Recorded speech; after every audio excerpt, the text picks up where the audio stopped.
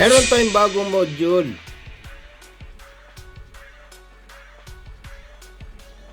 Ay, ano naman yan? Saan galing yan? Ha? Oh, binili ko sa online store. Malaki. Malaki yan.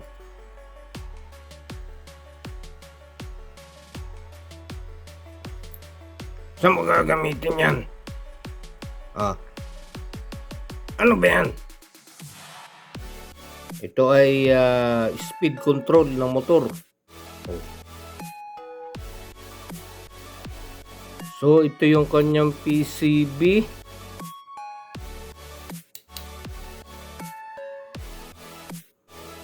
Ayun, nakamount yung potentiometer. Nahab. Potentiometer 500K. Knob. Lagay natin. Oh.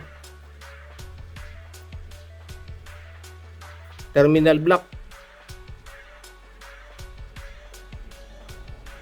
For apat na terminal block. Merong heatsink.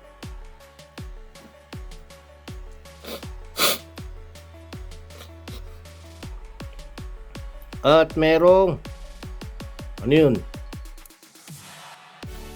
Ano yung anong yun?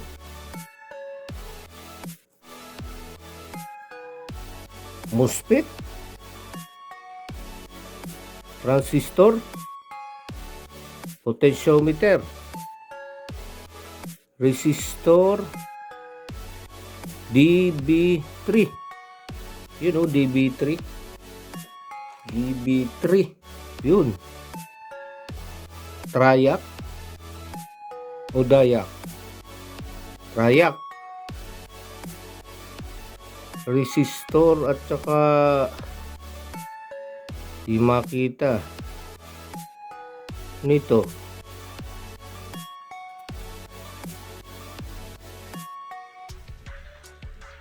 Resistor na metal film.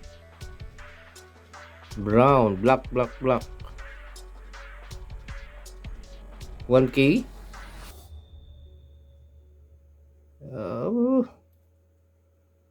Potentiometer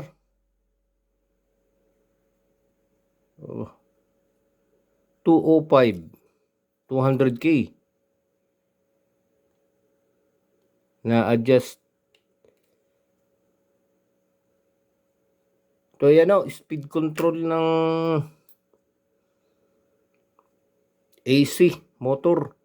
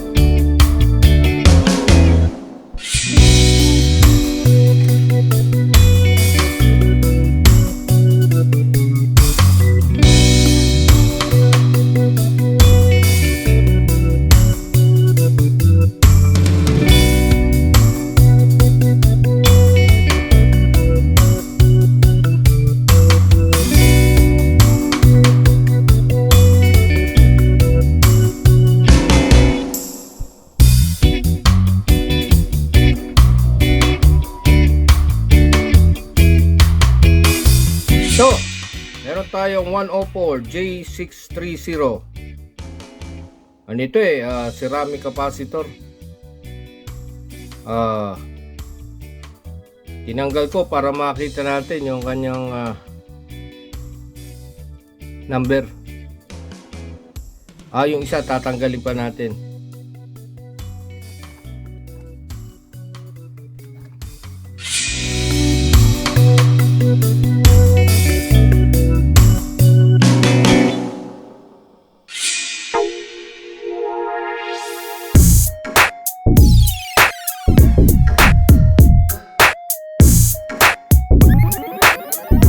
Ngayon, natanggal na rin.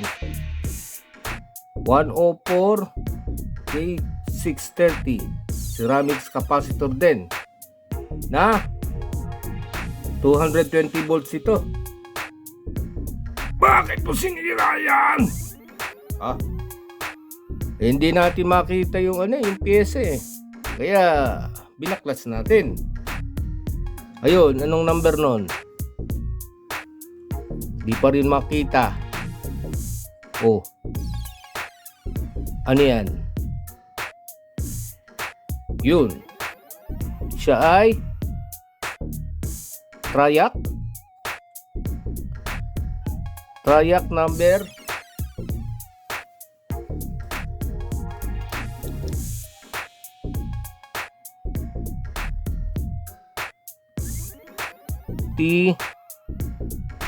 BTA16. BTA siya 16. Triac BTA16. So siya ay Triac. Oh.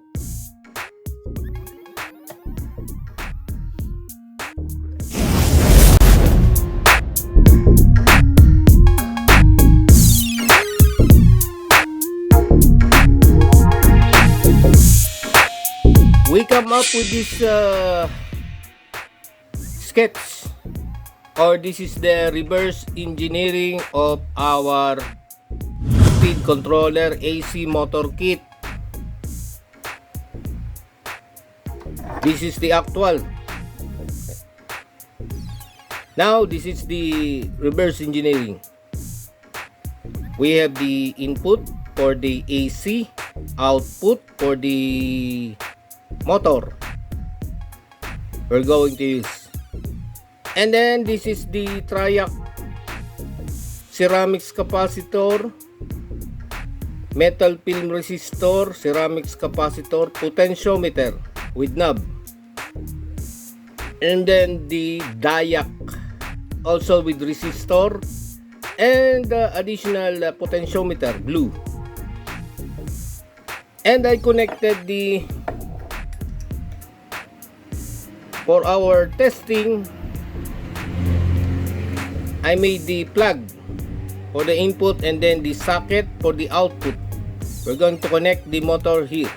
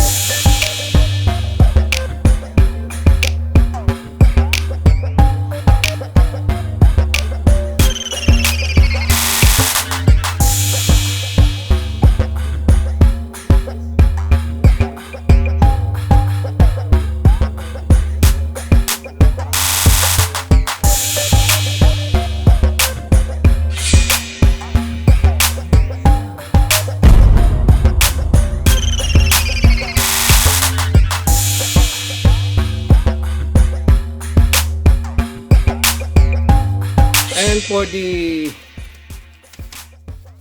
equivalent circuit of this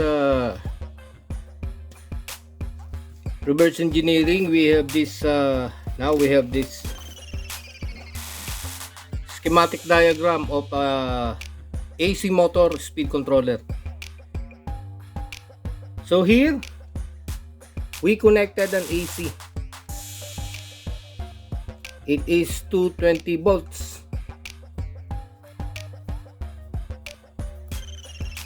Okay,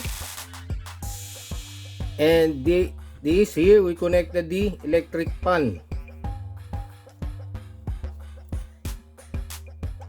220 volts electric fan and 1 L1, 220 volts and 2 L2. Okay, remember that the 220 volts is alternating current. It has a positive and negative voltage. So here we also have this knob 500K potentiometer, and this one is the potentiometer blue, connected in series with 4.7K resistor, also with capacitor ceramics 0.1 microfarad, and then the Triac, and to the gate of the Triac with terminal A1 to A2, also with terminal A1 to A2 for the Triac. And then also we have this resistor with capacitor 100 ohms, a big resistor, I think it's 3 watts, and a ceramic capacitor. So there we have two ceramic capacitor 0.1 microfarad, 400 volts.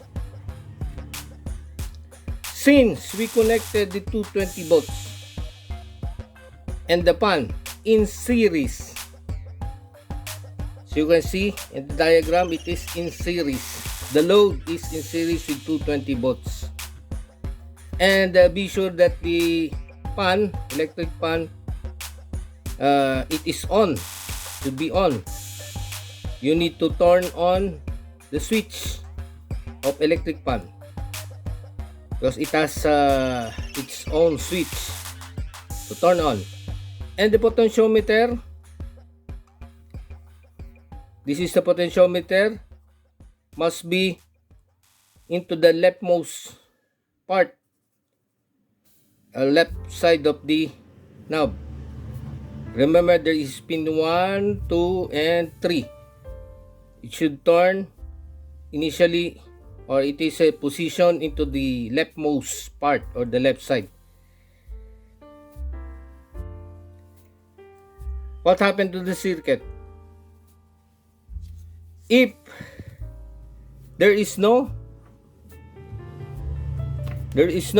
control circuit here, and 220 volts is connected in series with the fan, so it will continue to flow, the current will flow in a clockwise, and also since it is alternating current, it reverses its direction and counterclockwise, counterclockwise, it flows back and forth due to we're using 220 volts. And we need to control the speed of the electric fan. Since this is an AC motor, we are using an AC motor for electric fan. So for our circuit, we have this component. What is the purpose of this capacitor in series with the resistor? This is ceramics, the orange capacitor, and then the 100 ohms resistor, a big resistor. What is the purpose of this circuit in series with the load? It serves as, what is this? It is a snubber network or snubber circuit. 220 volts has sometimes it produces a voltage spike or voltage surge. So in order not to damage the triac, we need a snubber network here composed of capacitor and resistor. So whenever there is a voltage spike or voltage surge, it will absorb by the capacitor and the resistor, and it will not cause a pulse triggering to the triac. Since we are dealing with controlling the speed of an AC motor, why is it that when the knob is in the position of in the leftmost part of the knob, why is it that the electric fan did not turn on? Why is it there is no current flow in the circuit? Because of the equivalent of this is the wiper of the potentiometer is located into the position of 1. So it current flows here, but since it has a large resistance, it takes time to charge the capacitor, and triac can only be triggered by using the diac, or it has a triggering. There must be a triggering current to the gate of the triac in order to function the triac, just like a transistor. If there's no base current, the current will not flow from collector to emitter. You need a triggering current to the base so that the current will flow from collector to emitter. Here, you need a triggering current to the gate of the triac in order that the current will flow from A2 to A1 and then back to L1. And it can only be done by the use of diac. Diac is composed of two diodes.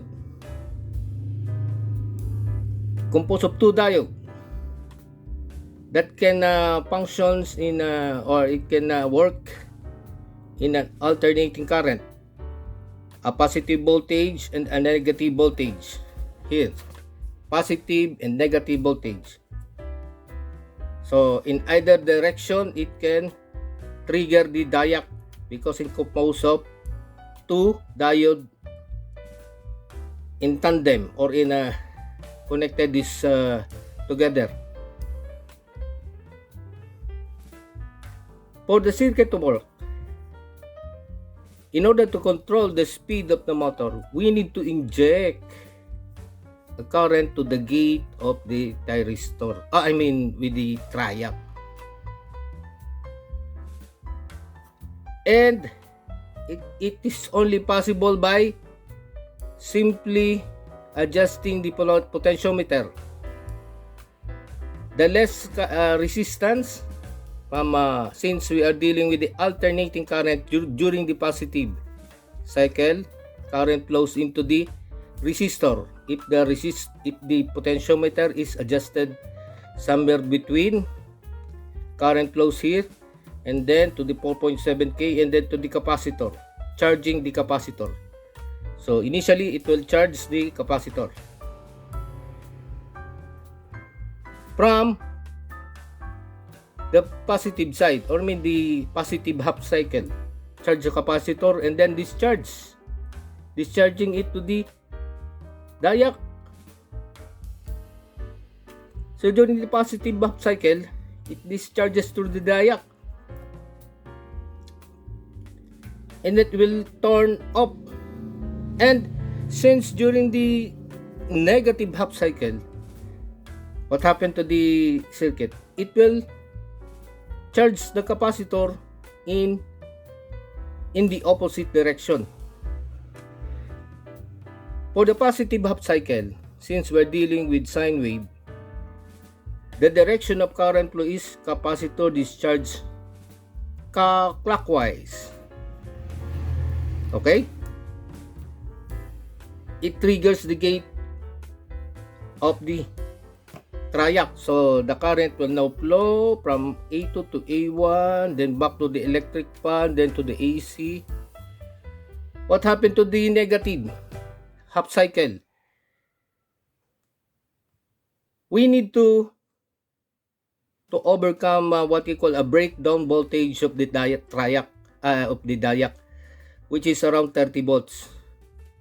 If the capacitor charges up to 30 volts, a breakdown voltage, it will now discharge through the diac. And this is a voltage driven device. So we need at least 30 volts in order to trigger this diac. And then it will trigger the gate of the Triac. 30 volts to overcome that breakdown voltage. And during the negative half cycle, what is now the current flow? Since the positive half cycle, it is clockwise. Now, the negative half cycle is counterclockwise. If the positive half cycle is clockwise, the polarity of the thyristor is positive to negative. Since we are dealing with positive, this is negative, positive. Clockwise. Now there comes the negative half cycle. What is now the current flow? It should be counterclockwise. So from Triac, current flows here, back to the diac, and then to the capacitor. Counterclockwise. If this is counterclockwise, it should be counterclockwise here. In this loop. Also in this loop. From here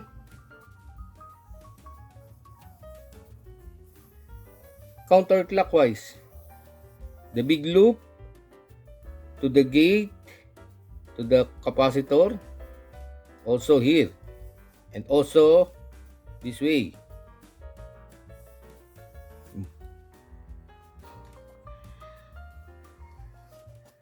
So there is a what they call the phasor angle, or the triggering pulse produced by the diac. This one, and then it stop, and then the firing angle. What is this? This is during the positive half cycle, and this one is during the negative half cycle. It is the reverse voltage, or the negative voltage of the sine wave. So it fires the positive half cycle to this direction, causing the current to flow into the Triac and back to the source, to the electric fan. It will turn on this electric fan. If you adjust the potentiometer, it will change the firing angle. A much bigger firing angle. And it will produce a much bigger current. It will flow a much bigger current to the gate. It will open more current to the gate, causing the current to flow into the Triac. During the negative half cycle, it reverses the direction. Reverse the direction during the negative half cycle, and then to the positive half cycle. Until we fully adjusted the potentiometer to the pin 3. It means there is a less resistance, so that it has less time to charge the capacitor, and it will trigger again the diac. It fully open the gate of the triac. So almost the firing angle is almost the positive half cycle. And then during the negative half cycle, it is almost the full negative half cycle. So remember that this is a diac. It is capable of triggering a positive or positive half cycle and a negative half cycle. Since we are dealing with the sine wave, a diac can pass a current. It can forward the current in the positive half cycle and also in the negative half cycle. That is the characteristic of the diac. And the characteristic of the triac is it can only turns on when there is a triggering current, either a positive triggering current or the negative triggering current or reverse voltage. Positive half cycle, current flows into the triac. Negative half cycle, current flows from triac to diac. And what is the use of this potentiometer? Without this, it also functions without this potentiometer. Well, it can balance the circuit. It will serve as a sensitivity. It serves as a sensitivity. Or it can add a resistance to the circuit. About this resistor, what is the use of this resistor? Without this, it will, if you adjust the knob, fully adjust the knob, there is a tendency to damage this capacitor because there is no resistor in series. So this resistor is as a protection resistor to the capacitor and also to the diac. And this one is also a sensitivity or also serve as a protection circuit for the potentiometer with a knob. This one is also a protection circuit for the triac. So overall, we can now control the speed of the motor by injecting a small current and a bigger current to the gate of the triac by adjusting the resistor or this potentiometer. Adjusting it will change the firing angle from a small portion of the sine wave to a bigger sine wave, positive, and then to the negative. Remember that the diac is current will flow from in a forward direction, also in a reverse direction, because this is diac. So also like this triac, current will also flow from A1 to A2 and then A2 to A1, as long as there is a triggering current to the gate of the triac.